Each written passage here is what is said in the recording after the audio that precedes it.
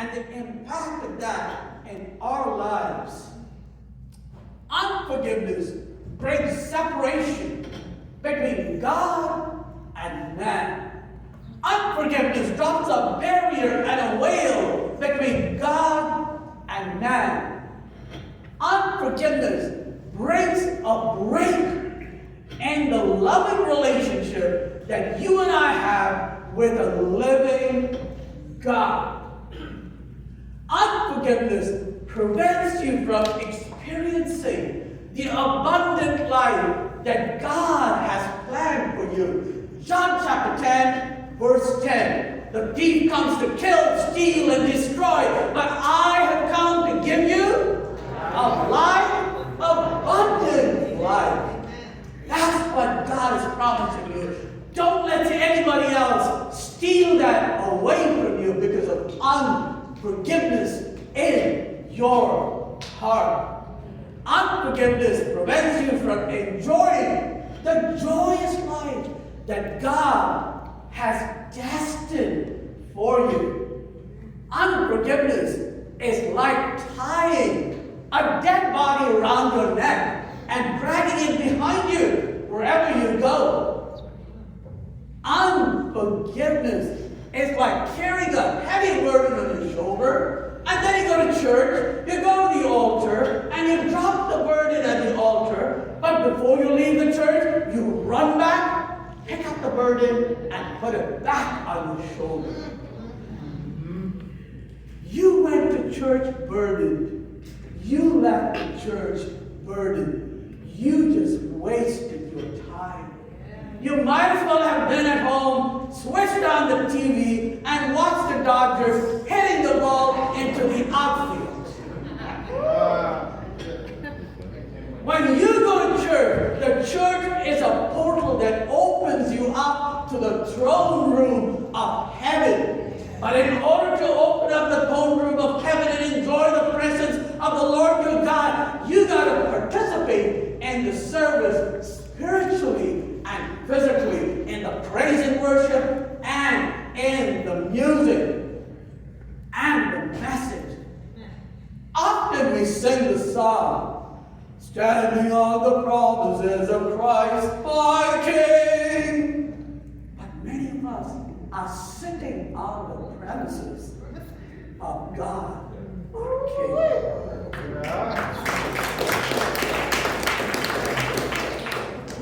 Unforgiveness is like looking at God at life through a painted, tainted glass. Everything is red, yellow, green, depending upon the color of the filter of the glass. Your wife looks terrible. Your kids look horrible. Your boss is a monster. The guy standing and speaking to you looks crummy. My food looks crummy. Do you see where I'm going with this? And then you wonder why you take bad decisions when you, under the stress of unforgiveness. Unforgiveness puts you under bondage and slavery to the person whom you cannot forget, because the memory of that person, the video of that person is playing in your head 24/7. What you just did is the abundant life that you were supposed to enjoy, you gave rent-free space to the person that you cannot forgive. You in bondage. You're in slavery. You need to let go. It's just like the bellboy. As long as he takes the rope and he continues to pull the rope, the bell keeps on ringing and ringing and ringing and ringing. That's what unforgiveness does to you. Now you say, now I'm an engineer, so I bring a lot of science and data. My background is electronics engineering, artificial intelligence, and computer science. And those fields have opened me up to the magnanimity and the omnipotence and the power of God, opening up what God and its amazing brilliance. The fastest particle in the universe is a photon, a particle of light, traveling at 186,000 miles per second. Turn to your neighbor and say 186,000 miles per second. Traveling at that amazing speed, it still takes sunlight 8 minutes, 20 seconds to reach the earth. So if you saw the sun over there, that's where the sun was 8 minutes, 20 seconds ago. And the sun is the closest star to the earth, just 93 billion miles away. We've got billions of stars that are billions, it's light years away. The circumference of the earth all around is just 25,000 miles. We are just a speck in the universe. Going on to artificial intelligence, you hear of megawatts of power and cooling systems needed to cool the AI machines in those towers. Megawatts, thousands of power. Do you realize that? And they are processing billions of instructions per second. Do you realize that your head is processing millions and billions of instructions per second, but all it's taking is 10 watts of power. 10 watts of power. That light bulb out there takes more than 60 to 100 watts of power.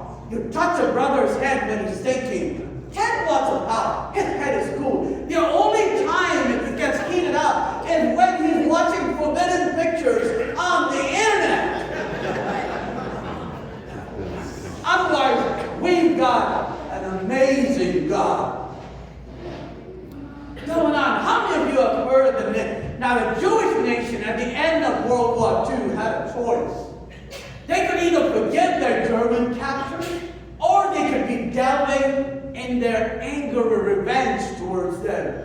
And it said that those who decided to hold on to that anger and revenge turned to wine, women, and drugs, and became unproductive members of society.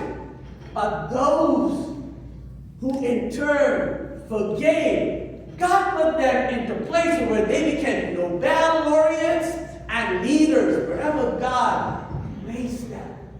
How many of you have heard of the name Gordon Moore and Robert Noyce? Put your hands up.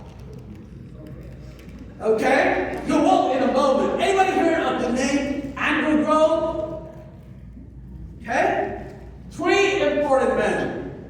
Gordon Moore and Robert Noyce started the Intel Corporation. And today, every one of your personal computers has a microprocessor inside, a semiconductor, which is the central processing unit that runs everything. They were the ones who brought the first ones out, the 4004 and then the 8008, eventually went on to the 8088, and then the Pentium chips.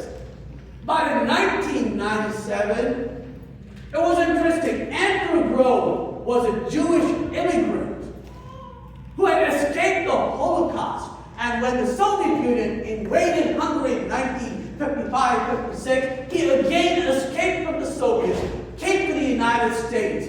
He forgave the people behind him. And in 1997, Andrew Grove was on the picture of the Times magazine as the man of the year. So do you see the transformation that comes about in your life, in my life, when we allow God to work in our lives? So now you say, okay, Jacob, we got this. Now, one of the things is, I went and did my MBA in the healthcare area, and it opened up a brand new field to me, health and data sciences. And so now I'm going to share a couple of things. What does unforgiveness do to your body? Unforgiveness increases the stress levels in your body. It kicks up what's known as cortisol. Cortisols are known as stress hormones.